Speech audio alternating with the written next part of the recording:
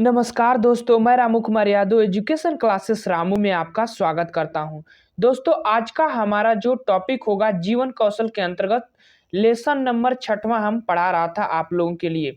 तो इसके अंतर्गत आज का हमारा जो पार्ट होगा वह 6 होगा। इससे पहले मैंने पार्ट 6 विविध के अंतर्गत पार्ट 6 एक-एक पार्ट कर कर 5 पार्ट तक मैंने पढ़ा चुका था। उसकी वीडियो अपलोड कर चुका हूं। अगर उन वीडियो को नहीं देखे होंगे तो आप जरूर देखिएगा, क्योंकि हर वीडियो में विविध के अंतर्गत इम्पोर्टेंट जो फैक्ट होते हैं एग्जाम के दृष्टिकोण से उनको उसमें रखा गया है। तो अगर आप विविध वाला वीडियो नहीं देखें तो आप समझिए कि कुछ नहीं देखा। सबसे इम्पोर्टेंट विविध वाला पोर्शन है, तो आप उस वीडियो को जरूर देखिएगा। वीडियो पसंद आए तो चैनल को लाइक शेयर सब्सक्राइब आप अपनी तरफ से दोस्तों की तरफ से करिएगा। तो दोस्तों, आपको बता दें कि प्राइमरी सुपर टेट के अंतर्गत जीवन कौशल के अंतर्गत जो 10 नंबर का पार्ट आता है उसमें लास्ट जो सिलेबस था जीवन कौशल के अंतर्गत 10 नंबर के अंतर्गत जो लास्टवा लेसन था विविध, उसको मैं पढ़ा रहा हूं। तो चलिए दोस्त, आज का हमारा जो है पार्ट 6 है और आज हम पढ़ेंगे कुछ और आगे की जो इम्पोर्टेंट फैक्ट होंगे उसको कवर किया जाएगा। तो आज पहले हैं प्रोफेसर टर्मन, और यह अमेरिकी मनोवैज्ञानिक हैं, काफी फेमस वैज्ञानिक हैं। बुद्धि परीक्षण के लिए भी इनको जाना जाता है। देखिए, बुद्धि परीक्षण की अगर बात करें वैज्ञानिक तरीके से तो बुद्धि परीक्षण का प्रारंभ बीने ने किया था। हालांकि ये टर्मन जो वैज्ञानिक है इन्होंने 1916 में स्टैनफोर्ड बीने साइमन परीक्षण दिया था, और यह अमेरिका के एक जो स्टैनफोर्ड विश्वविद्यालय के एक अध्यापक थे। उसी समय इन्होंने ये परीक्षण किया था।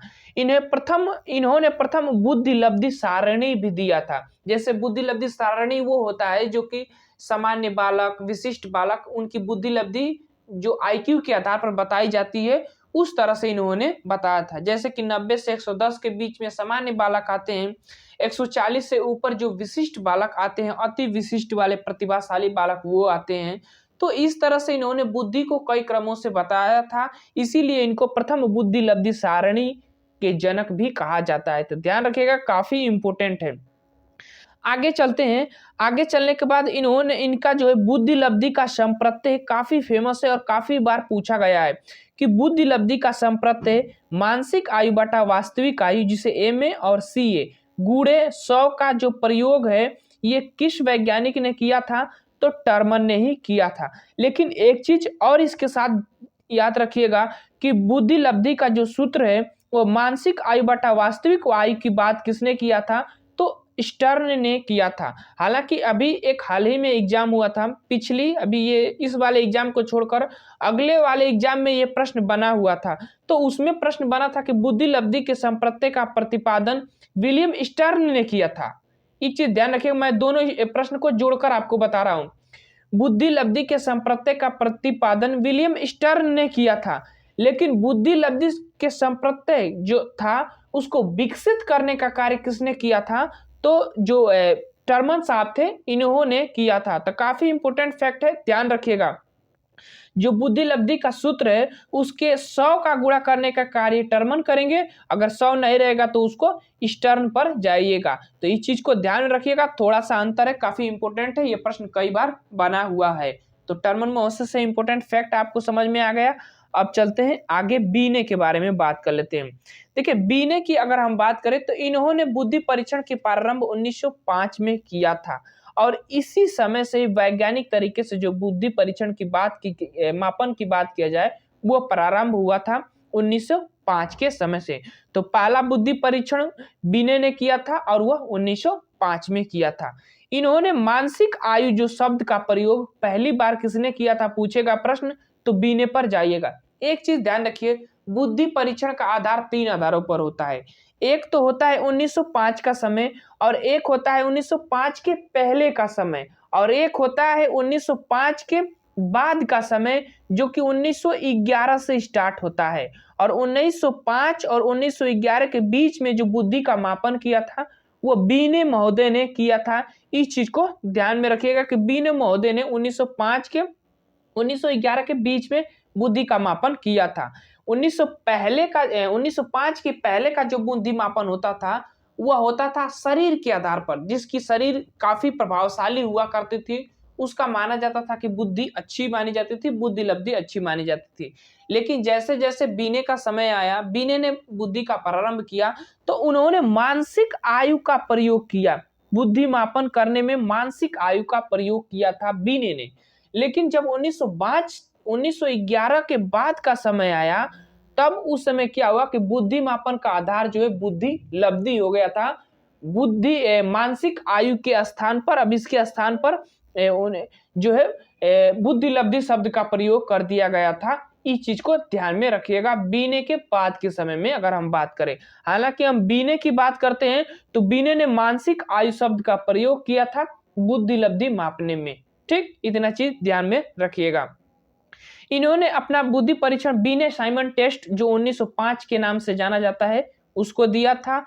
और इनके सहयोगकर्ता साइमन थे। सिद्धांत से ही पता चल जाता है बीने साइमन टेस्ट दोनों के मिलने से हुआ था।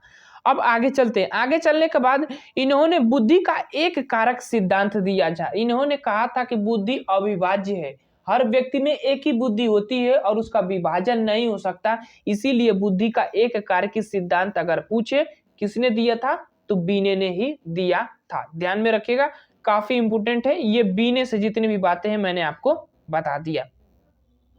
अब चलते हैं आगे। अब रूसो की बात करते हैं। रूसो काफी फेमस है। यह बाल केंद्रित शिक्षा की बात करते हैं। रूसो प्रकृतिवाद के जनक भी इनको माना जाता है, रूसो को। ध्यान में रखिए, इनकी एक स्टेटमेंट है काफी फेमस है। इन्होंने कहा था कि बच्चे को प्रकृति में छोड़ दो, वो प्रकृति से शिक्षा प्राप्त कर लेगा। इन्होंने रूसो ने ही कहा था, काफी फेमस इनकी स्टेटमेंट है। और इन्होंने अगला पॉइंट है कि बच्चा एक पहेली है जिसे शिक्षक को खुद ही पढ़ना चाहिए। ये बात इन्होंने रूसो ने कहा था, काफी इंपॉर्टेंट इनकी बात है ये, तो ध्यान में रखिएगा। बच्चा एक पहेली है जिसे शिक्षक को खुद ही पढ़ना चाहिए। ठीक, और एक इनकी फेमस पुस्तक है जिसका नाम है एमिल, और इसकी रचयिता कौन है तो रूसे हैं। काफी फेमस व्यक्ति है, इनकी काफी फेमस रचना एमिल है, तो ध्यान में रखिएगा। अब चलते हैं प्लेटो। प्लेटो का भी नाम काफी महत्वपूर्ण है। और प्लेटो से एक ध्यान में रखिएगा, ये संवाद जो विधि के जनक इनको जाना जाता है। ये एग्जाम में पूछा गया है कि संवाद विधि के जनक कौन है तो प्लेटो है, ध्यान में रखिएगा। और इनकी एक पुस्तक की बात की जाए तो उनकी एक पुस्तक है द पब्लिक, काफी फेमस पुस्तक है, उसको भी ध्यान रखिएगा। और भी पुस्तकें हैं लेकिन जो महत्वपूर्ण है वह द पब्लिक है इनकी पुस्तक। अब आ जाते हैं अरस्तु पर। अरस्तु की बात करें तो आगमन विधि के जन्मदाता, निगमन विधि के जन्मदाता। और आगमन निगमन दोनों की पूछे तो अरस्तु ही माने जाएंगे जन्मदाता, ध्यान में रखिएगा। आगमन विधि में क्या होता है, पहले उदाहरण प्रस्तुत किया जाता है फिर नियम। और निगमन में क्या होता है, उसका विपरीत, पहले नियम फिर उदाहरण प्रस्तुत किया जाता है। ये इनका जो विधि है अरस्तु ने ये दिया था, तो ध्यान में रखिएगा। अब आगे सुकरात ने प्रश्नोत्तर विधि दिया था और इसको सुकराती विधि भी कहा जाता है, काफी महत्वपूर्ण है। इनका मानना था कि अगर जो विद्यालय का माहौल है अगर वो रोचक बनाना है तो प्रश्न उत्तर का प्रयोग करिए, प्रश्न पूछिए बच्चों से, बात बात में प्रश्न पूछिए और उनको जो प्रश्न न आए उनको बताइए। इससे आपका क्या होता है कि बच्चे रुचि भी लेते हैं पढ़ाई में और जो विद्यालय का कक्षा रूम का जो माहौल होता है वो काफी एक शिक्षा युक्त होता है। इनका मानना था सुकरात का, काफी फेमस व्यक्ति हैं ये भी। अब चलते हैं रॉबर्ट गेने। रॉबर्ट गेने भी काफी फेमस व्यक्ति हैं और इन्होंने ये गेस्टालवादी क्षेत्रवादियों के अंतर्गत आते हैं रॉबर्ट गेने। और एक इनकी काफी फेमस पुस्तक है जो कि पिछली वाले जो यूपी टेट का एग्जाम हुआ था उसमें ये प्रश्न पूछा था और वो पूछा था इनकी पुस्तक वाले प्रश्न से कि इनकी पुस्तक कौन सी थी। तो मैं आपको बता देता हूं कि इनकी एक पुस्तक थी द कंडीशन ऑफ लर्निंग, काफी फेमस पुस्तक है। और इन्होंने इस पुस्तक में अपना एक अधिगम का सोपानी सिद्धांत जिसको कहते हैं या अष्टपदी सिद्धांत जिसे कहते हैं, उन्होंने इसी पुस्तक में दिया था। यह एक अमेरिकी मनोवैज्ञानिक है, ध्यान में रखिएगा, ये यूएस के रहने वाले हैं। ठीक, इनकी पुस्तक का नाम द कंडीशन ऑफ लर्निंग और इन्होंने अष्टपदी सोपानी सिद्धांत या सोपानकी का सिद्धांत भी इनके कहा जाता है। इनके सिद्धांत को ये क्षेत्रवादियों के अंतर्गत आते हैं। ठीक, अब देखिए इन्होंने अष्टपदी सिद्धांत दिया था, जिसमें से ये पूरे 8 पद हैं। हालांकि इसमें क्रम में नहीं दिया गया है, मैं आपको क्रम में ही बता देता हूं।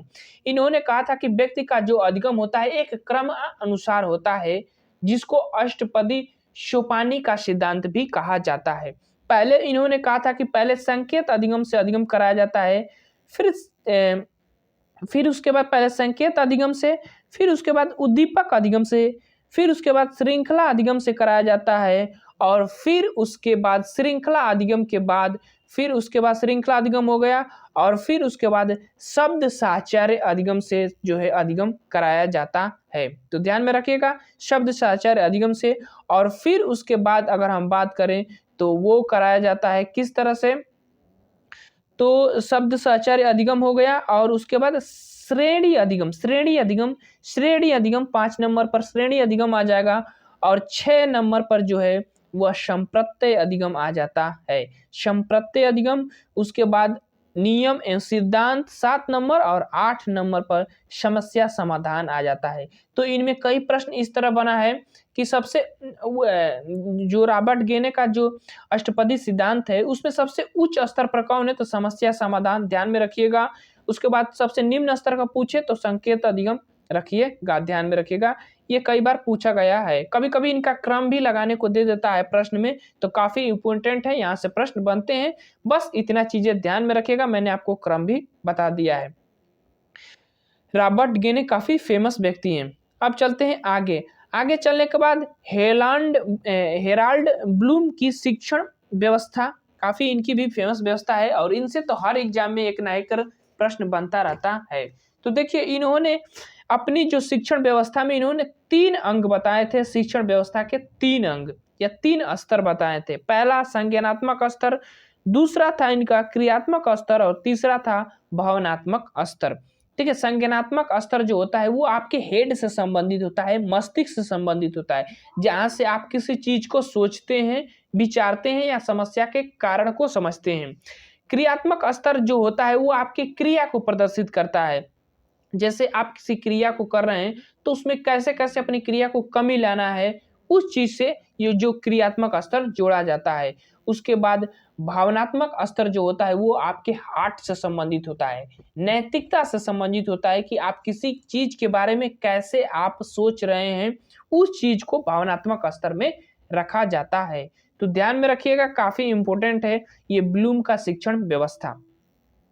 अब चलते हैं आगे। आगे चलने के बाद हर्जबर्ग का अभिप्रेरणा का द्विकारक सिद्धांत पढ़ लेते हैं। देखिए एक चीज ध्यान रखिएगा, अभिप्रेरणा का द्विकारक सिद्धांत जो हर्जबर्ग, उन्होंने बताया था कि संवर्धन कारक और प्रेरकी कारक 2 कारक बताए थे अभिप्रेरणा के द्विकारक सिद्धांत के अंतर्गत इन्होंने। और इन्होंने कहा था कि जो संवर्धन कारक होते हैं वे आपको वेतन, मुफ्त आवास और महंगाई भत्ता आदि की जो मिलता है वो आपका संवर्धन कारक के अंतर्गत आ जाता है। वो आपको बाहरी जो चीजें मिलती है वो आपको संवेदन कारक के अंतर्गत आ जाती है। लेकिन जो प्रेरकी कारक होते हैं वो पहचान और निर्णय लेने की भागीदारी, जो आपके अंदर गुण होते हैं, पहचान होती है जिससे आप पहचाने जाते हैं, वह प्रेरकी कारक के अंतर्गत आते हैं। तो बस इनसे इतना चीज ध्यान रखिएगा कि हर्जबर्ग का जो अभिप्रेरणा का द्विकारक सिद्धांत है वो कौन कौन से है, तो संवर्धन कारक और प्रेरकी कारक, बस इतना चीजें 2 चीजें ध्यान में रखिएगा। और हर्जबर्ग का जो पूछेगा कि अभिप्रेरणा का द्विकारक सिद्धांत किसने दिया था, तो हर्जबर्ग ने दिया था। पूछेगा कि कौन कौन से, तो संवर्धन कारक और प्रेरकी कारक। इतना ही प्रश्न अभी भी इनसे बना हुआ है, इससे ज्यादा प्रश्न नहीं बनता है अंदर तक। तो बस इतना चीजें ध्यान में रखिएगा। अब आगे चलते हैं नोम चॉम्स्की। नोम चॉम्स्की भी काफी फेमस व्यक्ति हैं, और ये भाषा विकास से संबंधित व्यक्ति हैं, काफी फेमस। इनसे तो हर एग्जाम में, सीटेट चाहे यूपीटेट, हर एग्जाम में एक प्रश्न यहाँ से बनता ही है नोम चॉम्स्की का। ये भाषा विकास का सिद्धांत या भाषा विकास के सिद्धांत के जनक माने जाते हैं नोम चॉम्स्की। ये बोलते हैं कि बच्चे में भाषा विकास जो है जन्मजात होती है, सीधी बात ये बोलते हैं कि भैया बच्चों में भाषा विकास जो है ना जन्मजात होती है। और कहते हैं कि हमारे पास सार्वभौमिक व्याकरण संरचना पाई जाती है हमारे आसपास में, और वो जो है बच्चों के भाषा विकास में प्रभावित करती है। और अगला पॉइंट इन्होंने कहा कि हमारे मस्तिष्क में भाषा ग्रहण यंत्र एलईडी जिसको कहते हैं उसके साथ जो है बच्चा जन्म लेता है। एलईडी के साथ बच्चा जो है भाषा विकास का जन्म लेता है। इन्होंने इस चीजों को कहा है, तो ध्यान में रखिएगा, काफी इंपॉर्टेंट चीज है, आपको हम बता रहे हैं। अब चलते हैं, अब देखिए एलईडी के साथ जन्म लेता है और इसको हम इंग्लिश में लैंग्वेज एक्वाडिशन, यहाँ पी नहीं रहेगा, डी रहेगा, एलईडी होता है, एलईडी लैंग्वेज एक्वाडिशन डिवाइस जिसको कहते हैं, उसके साथ बच्चा जन्म लेता है। इनका कहना था बच्चे के अंदर जन्म से ही भाषा अर्जन करने की क्षमता होती है, ये बात इन्होंने कहा था, मेन बात यही है। ठीक, अब आगे चलते हैं। सभी बच्चे एक ही उम्र